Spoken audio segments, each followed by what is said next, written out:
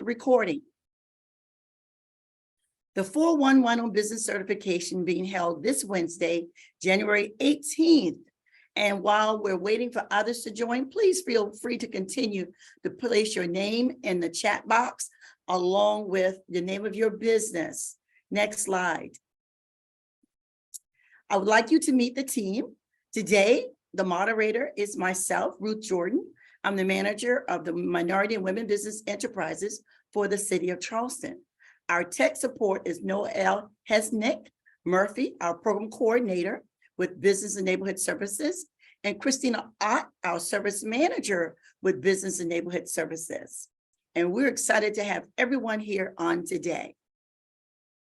Next. And so please know that we have a couple of housekeeping items. This presentation will be available. It's being recorded, and we will post this on our small business YouTube channel that you can watch, as well as you can go to our website and it'll be archived. Participant videos and audio is off. However, if you have any questions, please use the Q&A box. And while you're doing that, we would like you to please place on your calendar a save the date. You don't want to miss this Business Opportunity Expo that will be held March 31st, 2023, here in Charleston, South Carolina, at the beautiful Gaillard Center. If you want to meet various agencies and various companies to how to do business with them, you want to attend this free Business Small Opportunity Expo so that you can connect, engage, and hopefully make some contacts to contracts on March 31st. And it's actually going to be from 9 a.m. until 5 p.m. And so save the date, look for it. It is free. Last year we had over 300 businesses to attend, and it was a great time that was had by all, but more importantly, it was more informational, where you can get yourself in front of the city, the county, the school district, state ports authority, you name it, they will be there. All right, let's get started with our first presenter today. Our first presenter will be Mr. Greg Davis. He is a division director of the Minority and Small Business Affairs, South Carolina Department of Transportation. Previously, Mr. Davis served as the Small Business Development Manager for the South Carolina Department of Commerce and the Director of the Minority Business Development Agency of South Carolina. Recently, he concluded a 3-year term as the National Chairperson of the American Association of Highway Transportation Officials. Currently, he chairs the City of Columbia's Minority Business Advisory Council. He holds several degrees from the University of South Carolina, Tuck School of Business at Dartmouth College. He's also a Riley Fellow from Furman University. Mr. Davis resides in Columbia, South Carolina. He's the father of 3 adult children and the proud granddaddy of 7 grandchildren. I present to others and introduce to some, Mr. Greg Q. Davis. Take it away, Greg. Good morning, everyone. And thank you, Ms. Jordan, and thank you, Noel and Christina. And thank you to the City of Charleston for inviting us to speak at this event. And most importantly, thank you, businesses who've taken the time out of your schedules to attend this presentation. Now, I will give a disclaimer. Typically, when we talk about DBE certifications, someone from our DBE certification team or the manager or director will share, or even someone from our technical assistance team would share. But we actually have a very good problem. We have more work and more money than we've ever had. And the boots on the ground are actually on the ground doing some work today. So it's fallen in my lot to do this presentation. And I do it with pleasure. So let's go right ahead and get started. And let's see, I need to share my screen.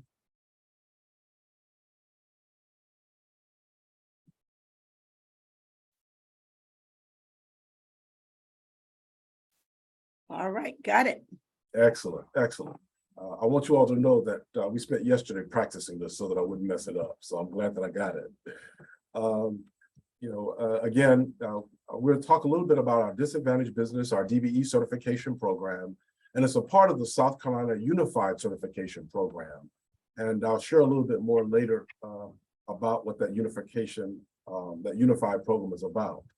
But for today, we'll spend a little time talking about our regulations, the DBE eligibility criteria, the process for DBE certification, interstate certification for those of you who'd like to be certified in another state, the change information and expansion request form, annual update process that's required by our DBEs, and then last but not least, the benefits of being DBE certified.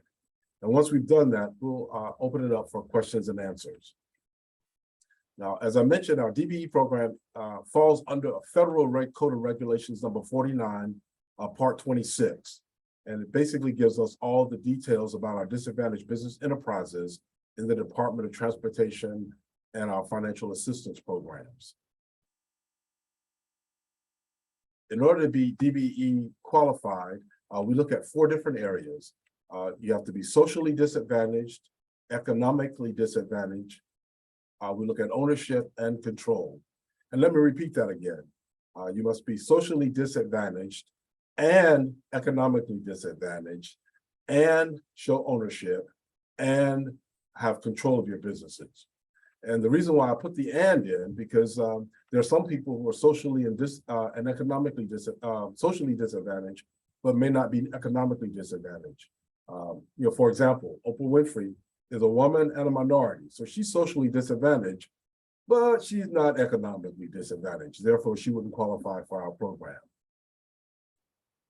With regards to being socially disadvantaged, individuals presumed to be socially disadvantaged falls under 6 categories: Asian Pacific Americans, Black Americans, Hispanic Americans, Native Americans, Subcontinent Asian Americans, and women and groups designated as socially and economically disadvantaged by the Small Business Administration. To be considered economically disadvantaged, the owner's personal net worth cannot exceed $1.32 million, and that excludes your primary place of residence. And then your gross receipts cannot exceed $28.4 million for DBE applicants, and the gross receipts for AC DBE applicants, which stands for Airport Concessions DBEs, cannot exceed $56.42 million. And that's average over a 5-year period. So Greg, those numbers, 28.48 millions of dollars in gross receipts and 56.42 millions for airport. I think I fit in that category because I don't make $28.48 million in gross receipts, or my net worth is not more than 1.32. So I think I can apply. Well, can I? You can apply if you meet the other criteria, but quite frankly, we look forward to helping you so that you can graduate and exceed that 1.32 million personal net worth, and your gross receipts exceed 28 million. And we actually have businesses who started under that threshold, and they're no longer qualified because of their gross receipts. Yes. Yeah. Now, with regards to ownership, at least 51% of the small business must be owned by a socially and economically disadvantaged individual.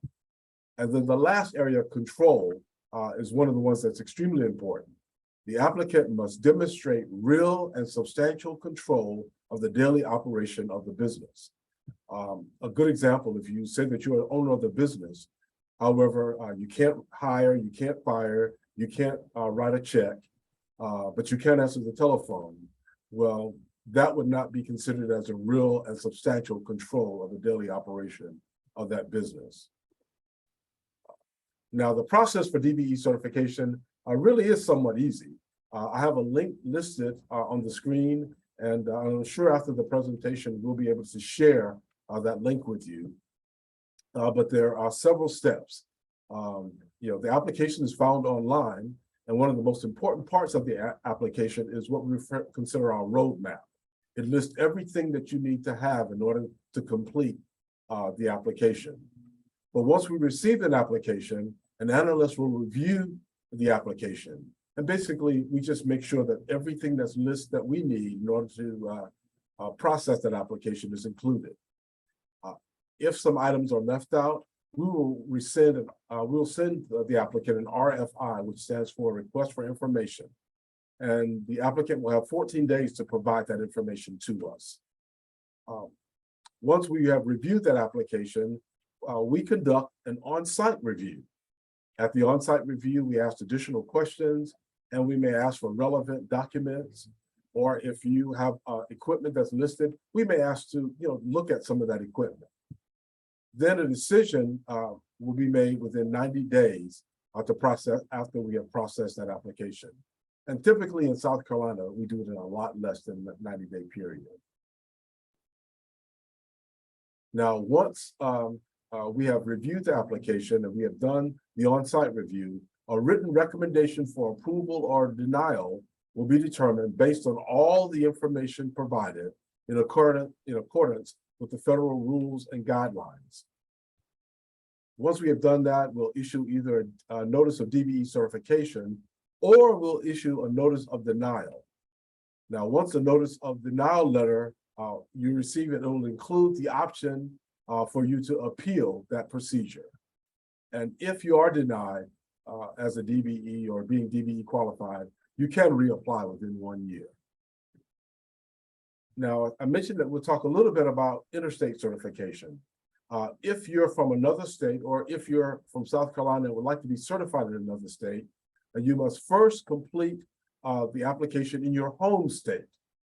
Once you have done that and you've been approved to be DBE certified, then we request that information, and then we have 60 days to process that application. Again, as before, we'll notify the applicant whether or not they have been approved to be certified. And if they're not certified, then they will receive the same letter and appeal process. With regards to change of information, each year we request an update sort of application. It is not the full application, but basically you update information. For example, if you change your address, or you have a new email address, or you've included some additional partners who own more than 10% of your company, that information is included. In addition, we also have a form that you could use if you request to expand your business profile or areas of work. One good example is at one time we had a lot of individuals who are landscapers. Well, on most of the projects we have, we look for those who are experienced with or have a certification in erosion control. And we work with those landscaping companies so that they become sediment and erosion control qualified, which is called SEPSI. Then those individual companies would send a request to expand their business, and many of those firms are now getting work doing erosion control who were formerly landscapers. We'll also ask for an annual update process with regard for your gross receipts for that year, just to ensure that you have not exceeded the gross receipts for your business. Now, the annual update process is completed every year. We notify our DBE firms 15 days prior to the anniversary date. And we like to remind folks that failure to submit an annual update will result in a firm being suspended. A notice of suspension will be sent with an intent to decertify. And in the event that firm does not honor the suspension and give us the information, then a decertification letter will be provided if the annual update information is not received. Now this is the area that most people are really interested in. What are the benefits of being DBE certified? First of all, you have access to government contracting opportunities. With SCDOT, with all of our projects, we have what we refer to as DBE goals on all of our federal projects. In essence, those prime contractors have to meet a certain percentage of their contracts to be awarded to our DBE firms. So as a result of being DBE certified, you've now been placed in that smaller pool that the contractors can look at and can try to allow to help or assist in performing work as subcontractors. You'll also be added to SCDOT's Unified Certification Program. That's a networking tool with state agencies and prime contractors and subcontractors. Some of the state agencies will include all 46 counties. It'll include folks who receive entities who receive monies from the US DOT. That would include all your airports, all your train stations, all your bus stations, those who provide buses for bus stations. All of them have DBE goals. In addition, on the county level, now because many of them are receiving federal dollars to provide vans, those counties are also required to show their DBE participation. So again, it opens it up to just a cadre of other business opportunities.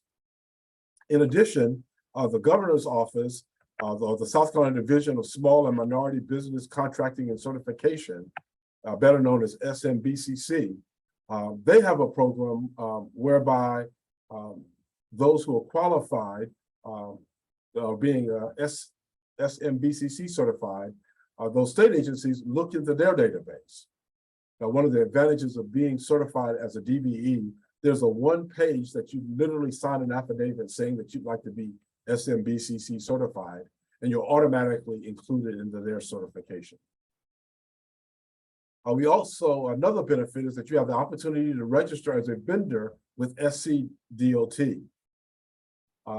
Basically, once you're DBE certified, you go into our database, become a vendor with us, and then if you're, and this is extremely important for those who may not be in the construction arena. For example, we use a lot of folks who do clearing and grubbing and hauling and trucking and rebar and those sorts of things, engineering or surveying. But for those of you who do other things, we have offices in all counties. We have maintenance facilities in all counties. We have headquarters here. We have district headquarters, and we actually procure all the services that any other business. I mean, we hire folks to wash our windows, and we hire folks to provide furniture for us and do janitorial for us. So businesses who are not in the construction arena, you have an opportunity to just register as a vendor, and then you'll be notified of opportunities that become available to do additional types of non-related construction work for us. And then lastly, being DBE certified opens you up to a variety of supportive services. We have a business development center that can assist you in marketing materials, training, all sorts of training, as well as technical assistance. And by technical assistance, basically, once you receive a contract with SCDOT or subcontract, we have a group of individuals who work with you from the time of the award to make sure that you are successful in setting up for it, or if there are issues that you may have, or there might be some funding issues that you may have, or you may have challenges with the prime contractor. We have a team, we have a director, a lead, and a technical assistance team who can help you with all phases of being, to prove that you're successful on our projects. And before we go to your certification staff, there are a couple of questions, and we'll talk more about some of these in the next presentation. We will be doing the City of Charleston certification, and we'll be walking you through the M&WBE certification with the City of Charleston. Will be our next presentation right after Greg. But there are several questions, Greg. The question was, what is the NAICS code or NIC code that's required on the application for businesses to put in their NAIC code? Okay. I tell folks the easiest way to determine what your NAICS code is to take advantage of this little tool called Google. Yes. You Google NAICS, and once you get into the NAICS code directory, just put in your area of work. So if you are a roofer, you can put in the code roofer, and it will give you the NAICS codes for roofing. But the beauty behind that is the fact that if you do specialized roofing, say, for example, you only do asphalt roofing or you only do tin roofing, you could actually show a specific NAICS code or tin roofing. We like to encourage folks to put those areas, those NAICS codes in which you are qualified for. You can always add additional NAICS codes once you begin to become more qualified. But to answer the question, what NAICS code should you use Google, put in your area of work, and then it will actually tell you what NAICS code applies to you. That's an excellent question.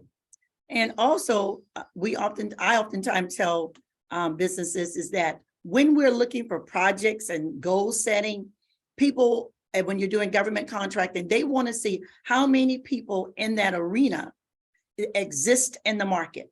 So they'll be putting in the NAICS codes. If they're looking for roofers, they will go and they will search that NAICS code.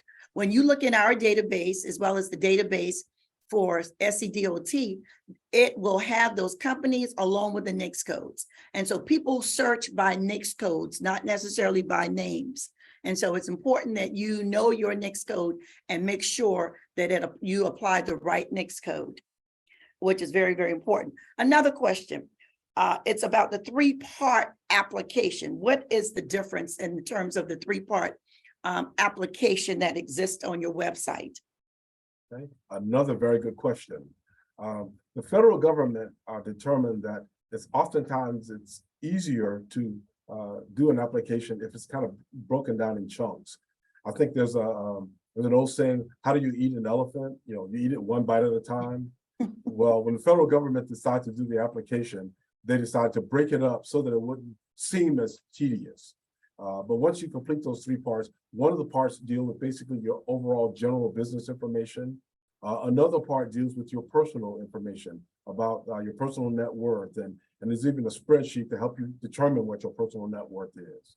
So although there are three different parts, they all apply to one full application. Exactly. And again, how long does it take to complete the process again? The government has given us 90 days, but typically, if you provide us all the information that's needed, it takes a lot less time than that. Mm-hmm. And then one of the other questions before we get to your other slide is, if you get your certification as a DBE or SBE, how do they automatically become a registered vendor, or do they need to apply to become a registered vendor? That is an excellent question. Once you become DBE certified, you actually have to take the next step to be registered as a vendor with SCDOT. Now, at the risk of confusing folks, unfortunately, the state and the federal, they have two different codes for disadvantaged businesses. On the federal level, if you're certified with us, you're listed as a DBE, a disadvantaged business enterprise. However, on the state level, the state has decided to have two categories. They have what's called M&WBE for minority business enterprise and WBE for women business enterprise. And the reason why they do that is because the state has two aspirational goals. With us, we have a 10% overall goal with state, but 5% is for women-owned businesses and 5% is for minority-owned businesses. But to answer the question, yes, once you have been certified with us, there is another step. You have to go in and actually be registered with SCDOT as a vendor. In addition, once you've been certified as registered as a vendor, the following step we tell folks is to go to what we call SCDOT, South Carolina Business Opportunities. And if you Google SCDOT, it'll actually come up. And with SCDOT, you can register yourself as a business, list your NAICS codes, and if an opportunity becomes, say, for example, if you do landscaping, if you register in SCDOT as a landscaper, and that's one of your NAICS codes, anytime there are opportunities in landscaping comes, you'll receive an email that tells you there's an opportunity for landscaping. When you register as a vendor with SCDOT and you do rebar, if there's an opportunity for rebar that comes up, that an email will come to you. Or if you do printing, an email will be sent to you. So it really is important to do that next step and spend 10 minutes registering as a vendor. Exactly. And another question, they said, I'm trying to get work with a transportation broker, but they keep asking me for expensive insurance, and they are not warranting my income. What can I do? Okay. Would you read that question once again? Because there's one thing I'm that trying, yeah, I'm trying to get work with the department, transportation broker, but they keep asking me for expensive insurance, but they're not wanting to warranty or guarantee my income. What can I do? Okay. And the thing that I was listening for is to see whether or not that is a transportation broker with the government on the private sector or the public sector. If it's in the private sector, as in if it's with Boeing, quite frankly, they can ask for anything they want. On the public sector, sometimes depending on the agency, depending on the size of the contract, there might be some nuances. If the person who submitted that information is DBE certified, I ask you to, let's see, here we go. Yeah, our contact information is there. Actually, okay, mine is not listed there. I'd invite that person to just reach out to my office. If you're DBE certified, that's 803-737-1717, and we could talk with you specifically about it. But even if you're not DBE certified, reach out to my office, 803-737-1717, and I'll get a little bit more information from you and see whether or not we can at least guide you in the right direction. Another great question. Can you both be certified as a DBE and a woman-owned certification, or have a woman-owned certification? Okay. On the federal side, with the Department of Transportation, we have one certification, which is DBE. You're a disadvantaged business enterprise. You may be a woman-owned business, or you may be a minority-owned business. On the state side, they ask for whether or not you're a woman-owned business or minority-owned business. Now, in some arenas in the federal government, like with the SBA, you can be certified, as a woman-owned business. In some cases, depending on the agency, if you're a woman-owned business and a minority-owned business, some agencies will supersede minority business first and then woman business. It just really depends on the actual entity. But with SCDOT, for federal projects, we only have one certification, and that's our disadvantaged business enterprise, our DBE certification. Okay, let me, then two more questions. This one deals with retirement accounts. When taken in account for assessing an owner's personal net worth, do you consider their retirement account as a factor, especially since values can change so much in certain markets and investment? And a retirement account will that factor in assessing an owner's net worth? Okay, and the easy answer to that is yes. And the reason being is I mentioned Oprah Winfrey. One of these days, Oprah Winfrey is going to retire, and she will probably get a huge balloon. Well, just because she's retired and the income that she's receiving now at retirement, unfortunately we would have to include that. There have actually been a lot of conversation back and forth as to whether or not retirement accounts should be used, whether or not there should be a cap on it. But as of today, retirement accounts are taken into consideration when we look at a person's personal net worth. Okay, and then we're going to ask you these other two questions that keeps popping in. Can you spell SCDOT correctly? SCDOT. Okay, it stands for South Carolina Business Opportunities. So it's SCBO. SCBO, SCDOT. Yes. South Carolina, and it stands for South Carolina Business Opportunities. And I apologize. In our sector, oftentimes we use so many acronyms, we forget to make sure that to say what those acronyms stand for. So I apologize. Okay, and let's see, we got one. Let me see, I have another question. This person says, I already have my M&WBE certification. Is it better to have both the DBE and the M&WBE? And we're going to talk about that in the next presentation as well, about getting certified with the city of Charleston. But go ahead and answer that question, Greg. Well, I tell folks certifications to me are like almost like a fishing license. It may not guarantee you that you'll catch a fish, but it allows you to be in an area, it allows you the opportunity to be in a pool where the fish might be biting or where you may have a better opportunity. So I don't tell folks to get every certification, but if there's a certification that might be a benefit to you, I encourage folks to get it and to make the certifications work for you. Many folks at the beginning of the year get memberships at the gym, but it only benefits them if they work it. I So like the that same one. thing with certification. It'll benefit you, but you have to figure out a way to work it. And it's okay to reach out to those who are here to help you. Quite frankly, we love it when someone calls us and say, "I've got my certification. What's next?" And that's the next question. They got their certification. Now what's next? How can they use this in order to get additional business? And this is what we're going to talk about in the next 20 minutes of our time on today.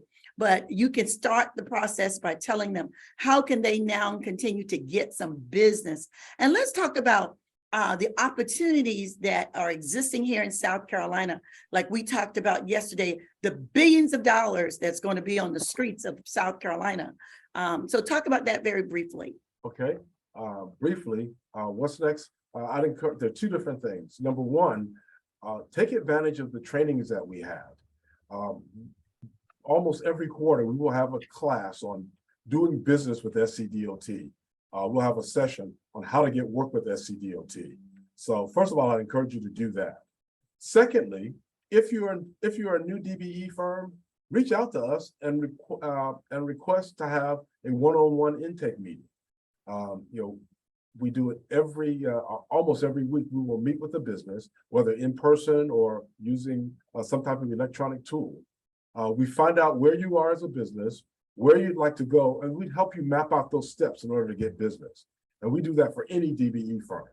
So I encourage you to reach out to us either by email or call at that number that I gave, and we'll be happy to set up an appointment with you. With regards to upcoming opportunities, well, quite frankly, if you have driven on any road within the last week, you either have driven on a road that has just been done, a road that needs to be done, or a road that's in the hopper to be done. We have got more work now than we have ever had. When I started with SCDOT about 9 years ago, we had right at about $1 billion worth of work. Right now, we have over $4 billion in work. So as a result, we've got a whole lot of work out there to be done. So keep your eyes and ears open. Reach out to us to ask about work. Frankly, if you're in the Low Country, one of the biggest projects we have is upcoming is our I-526 Low Country Corridor. That is going to be one of the largest projects we've ever had, even larger than the project we have in the Midlands right now with the Carolina Crossroads project. But to find out more about the 526 corridor, if you just go to www.526lowcountrycorridor.com, it'll give you all kinds of insights about upcoming projects, and you'll begin to see more and more about that almost every day. And very quickly, what are some of the scopes of work that DOT deals with? And sometimes some people think it's all about just highways, but what are some of the scope of works and other opportunities that exist? Okay. Well, as I mentioned, the primary area of work is in roads and bridges and highways. That's what we do. But other work exists. As I mentioned before, we have facilities everywhere that need services and supplies like any other businesses. Whether I mentioned window washing, and the reason why I mentioned that is because last year someone called, he had a window washing business, and we helped him to do his marketing material. He reached out to our offices, and we discovered that there was actually 2 offices that was within 30 minutes of where he was located, and he received contracts. He's doing window washing, all because he reached out and said, "I'm a DBE, I can do this work," and now he's got contracts. Quite frankly, I received a call about a month ago from a company up in the upstate in Seneca, South Carolina, which is near Clemson. The Patera Bus Company, they make electric buses. Well, because they've just received a windfall from the Department of Transportation, they too now have to go and have DBE goals. So they are looking for people who can help them with services and who can help them with manufacturing, who can provide all sorts of things for them. All of your local airports, you're in Charleston, they're growing and expanding. Columbia is growing and expanding. They're always looking for people to provide services so that they can meet their DBE goals. So opportunities are endless. Well, we want to thank Greg, and we're going to get into our next presentation. Oh, this is very important. If you're in any of these areas, you want to come and see Greg Davis in person and meet his team. He's going to be here in the Low Country, as well as the Upstate and the Midlands. Greg, can you tell us about the opportunities that the DOT is doing in terms of goal setting? Excellent. Thank you for allowing me to do this shameless plug. Every 3 years, South Carolina Transportation, we are required by federal highway to do what we refer to as a goal methodology process. It's a year-long process. And basically what this process does is determine what our DBE goal is. We list all those firms who are ready, willing, and able to do work. We talk about work that's upcoming. Of that work that's upcoming, we let them know we've got a lot of DBE firms who are ready, willing, and able to work. Now, in our DBE directory, we have about 925 businesses. Unfortunately, less than half of those businesses actually bid on work with DOT. So it stands to reason with some prime contractors, why should we give 12% of our work to these businesses when they don't exist? We can't find them. Well, the purpose behind having these outreach meetings is to let the federal government know that we do have businesses who are ready, willing, and able to do work. We also listen to some of the challenges that our businesses may have. And as a result of businesses attending these sessions and telling us some of their challenges, then we can talk with the government about ways to help meet those challenges, whether there's challenges in funding, whether there's challenges in acquiring personnel, there might be challenges in workforce. So this is an opportunity to actually come before us and to go on record to show that you're here, you have challenges, but that you want to work with SCDOT.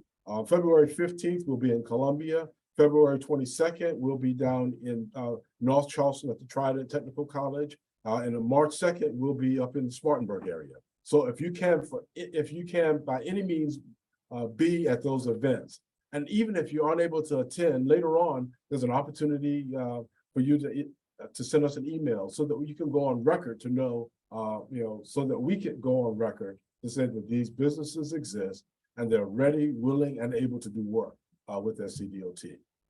Thank you again. All right, Greg, thank you so very much. As we go to our next presentation, I will tell you, having multiple certification, it's like having a degree. Sometimes you got your PhD. I like to think SCDOT as like a PhD, that it could be taken in any of the 46 counties and other states as well. And then you have the M&WBEs, and then you have your DBEs and SBEs. And so we're going to talk about the 411 on the City of Charleston certification very quickly. And I oftentimes tell people it is a license to hunt. Noel, can you start the presentation? And so very quickly, I'll get a quick introduction. Yes, I know we're moving quick, but if y'all aren't aware, this is Ms. Ruth Jordan. She is our Minority and Women-Owned Business Enterprise Manager for the City of Charleston. Me and Noel are very lucky to work alongside her. She is a M&WBE certification specialist. She provides business development and technical assistance. She's got a BA from Charleston Southern University and over 25 years of experience with minority-owned businesses, government services, and contracting. She's a former CEO, contracting officer, and director. And without further ado, Ms. Ruth Jordan. Wonderful. And we're going to talk about the City of Charleston's DBE process. And we have here at the City of Charleston one of very few M&WBEs in terms of agencies that can present and provide you with certification. We are authorized as one of very few municipal government agencies that can do it. And so we're going to now walk through our process next, Noel. And so I don't want to spend a whole lot of time on why being certified, because Greg did a great job on that. It gives you a leg up to help you compete with other businesses. It also can help you get access to government contracts. And one of the things that we're going to talk about very quickly is how this will help you when doing business, whether it's with Charleston or whether it's City of North Charleston or other government agencies. They want to ask you one question: are you certified? Whether it's a SCDOT certification or M&WBE or SBE, they want to know, are you certified? Next. And so again, our certification, once you get certified with the City of Charleston, you are added to a publicly accessible database.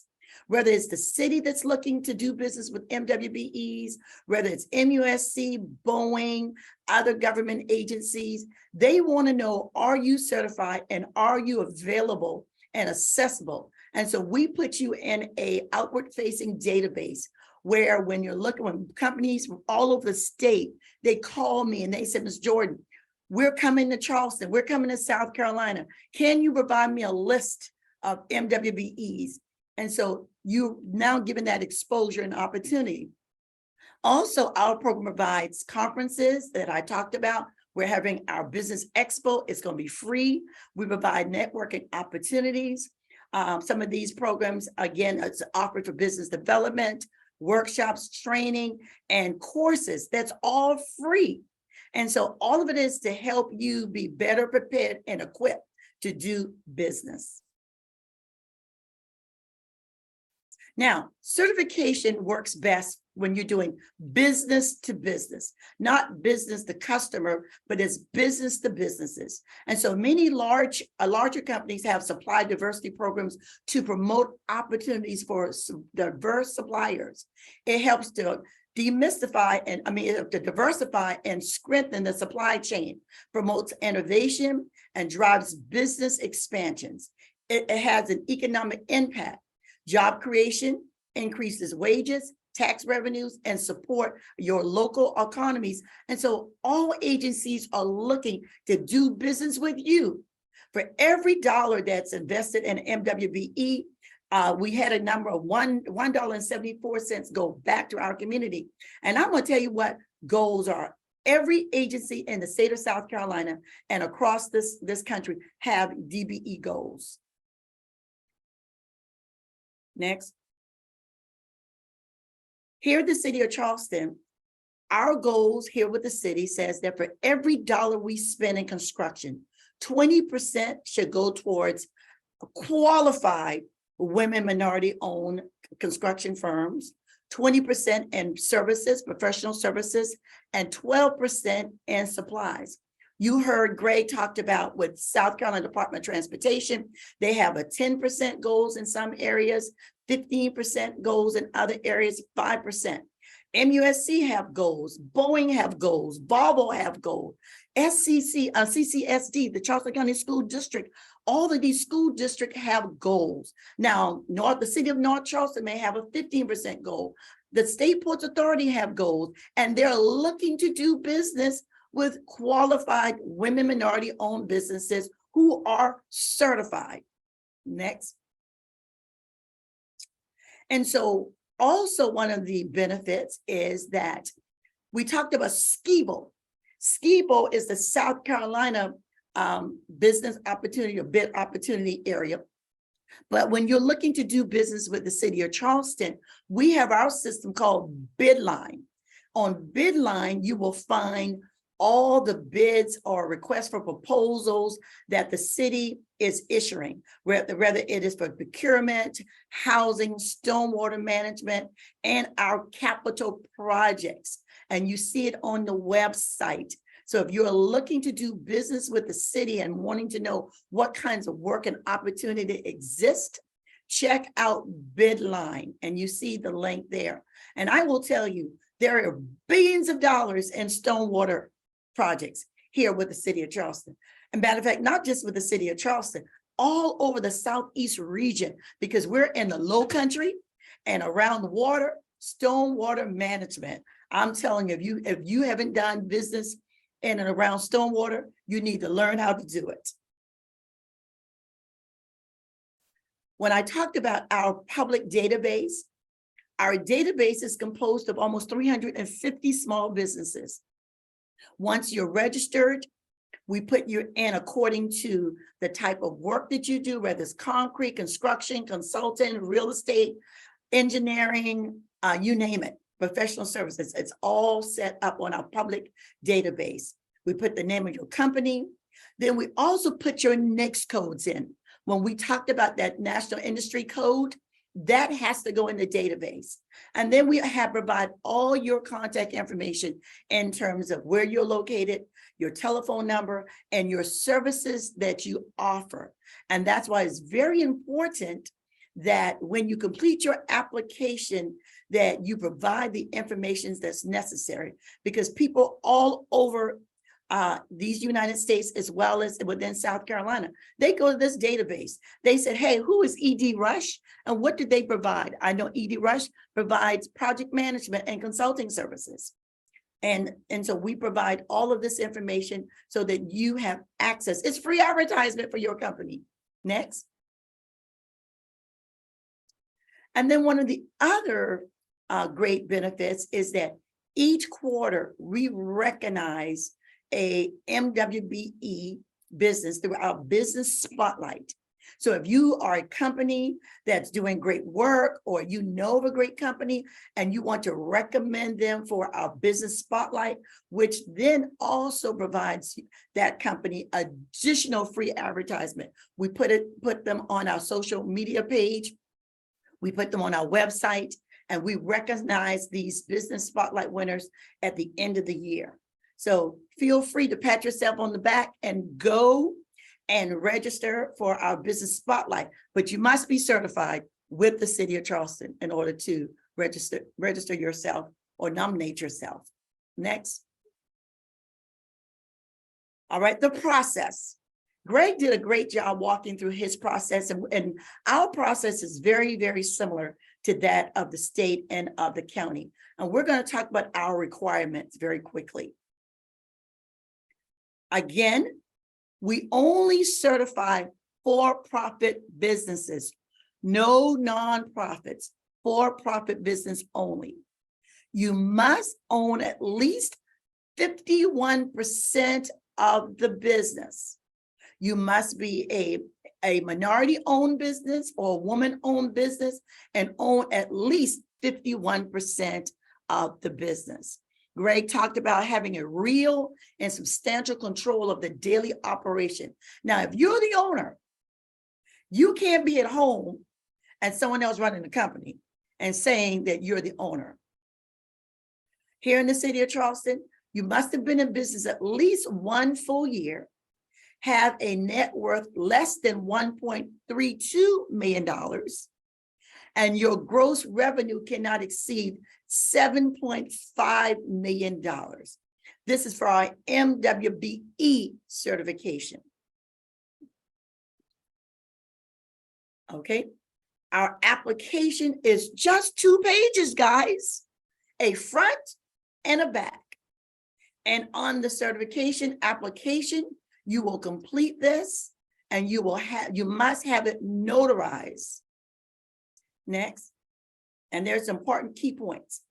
In this application, please put the name of your business name. Please include your federal tax ID number, your NAICS codes that we talked about. And if you don't know your NAICS code, Google NAICS and put your industry that you do, whether it's landscaping, whether it's architect, whether it's engineering, real estate. When you put that code, when you put the word in, it will give you a list of NAICS code that falls underneath that. The type of business that you have, and then give a brief description, because remember now, this is free advertisement. It goes on the database. So when people are looking for you, they want to know what it is that you do. Don't just put bricklayer. What does that mean? Just bricklayer. So give a brief description, whether it's commercial, whether it's residential, those kinds of things, you know, whether it's pavers, whether it's vertical or horizontal brick lane. Be descriptive. Next. Must include your EIN or your federal tax ID number. I talked about that. Then we also require that that you provide us with 2 years of federal income tax. I'll talk about that in a second. And other documents will include a copy. If you don't know where your EIN number is, it is typically on your bank statement, or if you've ever gone and gotten a business loan in your company's name, your EIN can be found there. And then you can also go and apply with the state to get an EIN. Your NICS code, I think, is again your national industry, North American national industry code. We talked about that earlier. We'll just skip through that. We've already talked about where you can find that. And now, someone asked me this question: how do I determine whether I meet the ethnicity or the disadvantaged piece and must own 51% of the business? You self-identify African-American. You must identify whether you are African-American, Black, American Indian, Caucasian, white, Asian, Hispanic, Native Hawaiian. These are the federal requirements. These are federal requirements. And then you must determine whether you are male or female. And then we also ask you, are you applying for the first time or recertification? Because recertification is a little bit different than our first time certification. The recertification requires less information to update, whereas the first time certification requires more information. And so once you complete that 2-page application, which is a fillable application, which is online, you must have it signed and notarized. You must provide copies of your signed federal tax returns, and that's the full tax returns showing your gross receipts for the last 2 years. Unless you've only been in business for 1 year, which means you provide a copy of your personal taxes and one of your business tax. Copy of a current or applicable business license and certifications. Copy of your current ID, a license or a government issued ID. Copies of your organizational documents filed with the Secretary of State. And I know there's a lot of questions coming in, and we'll answer those in a few minutes. And so those are all required to be attached to that 2-page application. Once you complete that, you're going to have it notarized and signed, and those documents attached. Next. Now, if you are an out-of-state company or someone from another state, we require that you provide us with a reciprocal certification. If you have a current state certification like SCDOT or federal certification, attaching it will help expedite your approval. So which means that if you've already gotten certified with Greg's office at South Carolina Department of Transportation, guess what, guys? Instead of me taking 60 days to get you processed, I can get you processed within 10 to 15 business days once we verify that you are registered with DOT. So reciprocal certification is great. If you are an out-of-state company and want to be certified here in the city of Charleston, then we require that you bring us your license or state certification from your state. If you want to be certified, you're living in North Carolina, but want to be certified with the city of Charleston, you need to bring us a North Carolina DOT certification or get certified with our state agency. So all out-of-state businesses must still meet all application requirements and submit all the other all the other attachments that are required. And so sometimes people get a little bit turned around on that. And so these are some of the documents that must be included in your taxes. If you are a small business and you do a Schedule C, make sure that Schedule C along with your tax returns are included. If you are an incorporation or corporated business, you must provide your K1, K2, M1, K2, or Schedule C, showing what those gross sales and ownership and what the income was for that business. And those are where we look in those tax returns to see exactly what your gross receipts are. The people ask, why do you need it? And so lastly is you must get it notarized. Now, you may be a notary, but you can't notarize your own documents, okay? Sometimes I get applications in where people notarize their own documents. Well, we can't accept that. You must have an outside notary to be able to notarize this. And this simply says, I certify that all the information that I provided is true and correct. I certify that the applicant owns at least 51% of the named business and is a controlling management partner of the business. I certify that my business meets all the requirements of the City of Charleston Minority and Women-Owned Business Enterprise Program as specified by the definition of an MBE or a WBE on this form. And then we ask you again, I certify that my personal net worth does not exceed $1.32 million, which excludes your personal resident. Because I know here in Charleston, people live in $1 million houses. So we exclude your personal residence and that total. And then you print it, sign it, and get it notarized. Next. So the applications can take up to 30 to 45 days to process. Once approved, your business will be added to our M&WBE database. You'll receive a copy of your certification and a letter notifying you that you've been approved, and also a reminder to go to Bidline and become a vendor and register as a vendor as well. Our certification is good and valid for 2 years. So we don't require you to update yearly. So we do require at the end of 2 years that you get recertified. Once you're recertified, guys, you are certified for 5 years. Unless there is a change in ownership, income, then you are required to notify us, or change of address. You're required to provide those changes to us. Next. And so these are other certifications we've already heard from SCDOT. We talked about the small business certification, and these are other certifications that you can get, which is your veteran-owned business, your SBA, your hub zone business certification. And so there are multiple certifications that exist out here. And all it is to help you continue to get business. Next. Woo, that was fast. So questions, let's go, Christina. There's a lot. Great job, Ruth. And just for the interest of time, since it is 12:30, just a reminder, we are recording this webinar and we'll be posting it onto our YouTube channel, as well as sharing the PowerPoint slides and the presenter contact info. That will all be coming from Noelle very shortly. But we have a few questions, Ruth. One of them is that there is a Latino couple owned business. They said they're registered as a small minority business. They didn't say with who, but is it better to get registered as a women-owned business?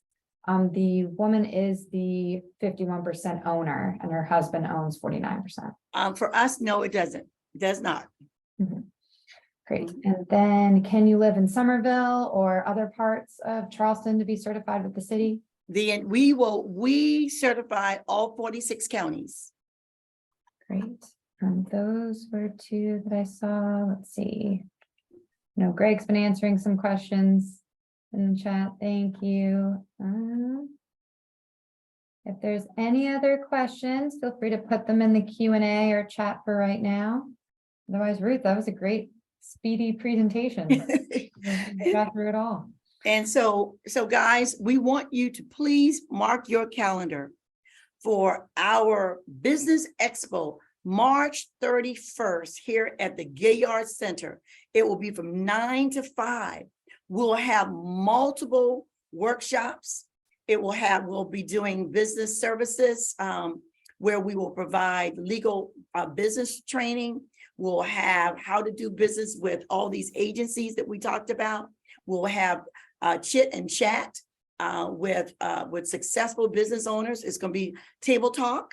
Then we're also going to have a whole pullout session that where we're bringing these primes in the room, where they're working on these multi-million-dollar projects. And what we want to do is have chats to contracts. And so that's going to be a pull-out session. We're going to have over 40 different exhibitors. And I just named a few that will be here on March 31st, along with multiple workshops. And I want you to just plan your day to come here to Charleston at the Gilliard Center and take advantage of the opportunities, because come with your business cards, come with your capability statements, and be prepared to get more business. And we'll also have our other resource partners will be in the room, whether it's SCDOT, SCORE, Client Fund, access to capital. If you're looking for funds, we'll have our funders in the room as well, along with other agencies will be here. And it's what we call a reverse trade show. What we're doing is saying, hey, you come and you sell yourself to those people. You make sure that those businesses know that you're in the room and what your capability, what you're capable of doing in your company. And then upstairs, we're gonna have all kinds of training going on. We'll have food truck, we'll have refreshments, share, spread the word, and go to our website at the City of Charleston and get registered. The link will be going up very shortly. Get registered, sign up for the various classes, all free, and register to attend Small Business Opportunity 2023. Christina, any parting words?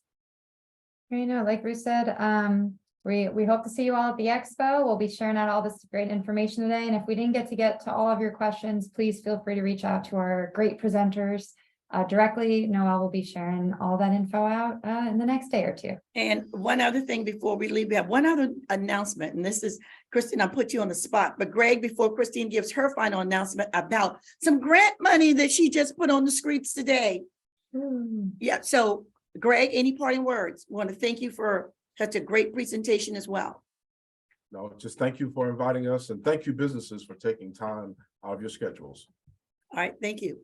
Now, Christina just put on the streets a grant application.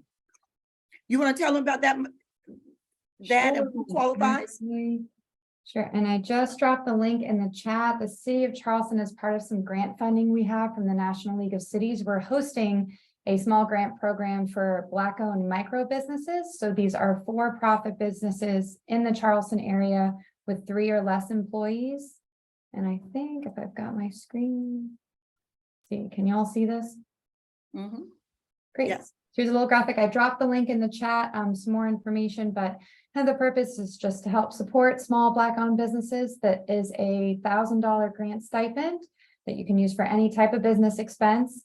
We also have a grant program that will require you to go through 2 workshops in early February. And as a part of that program, you'll get connected with other local resource providers, have an opportunity to provide feedback and have some discussion around small business challenges, and just get connected with different city departments. We'll also have an opportunity to meet with the mayor. So it's a fun opportunity. We just released it today. So I've got the link up on the screen and I just dropped it in the chat. If you have any questions, feel free to contact me. But again, this is for Black-owned micro businesses. You do need to have a City of Charleston business license to participate. Mm-hmm. Thanks, Ruth. All right. So again, thank you guys for attending. You all stayed on the line. All 49 plus of you stayed on the line today. And again, look for our continued webinars that we offer. We offer about 22 webinars throughout the year. A lot of them will be done at the Business Expo on March 31st. And again, thank you. Please contact us with any additional questions. Look forward to seeing you at the next webinar. Look forward to seeing you on March 31st here at the Gilliard Center. Noelle, thank you. You did a great job. Your first business webinar. You got through it, Noelle. So again, guys, thank you very much. And we look forward to seeing you at the next one, live and in person on March 31st. Great. Thank you. Thank you.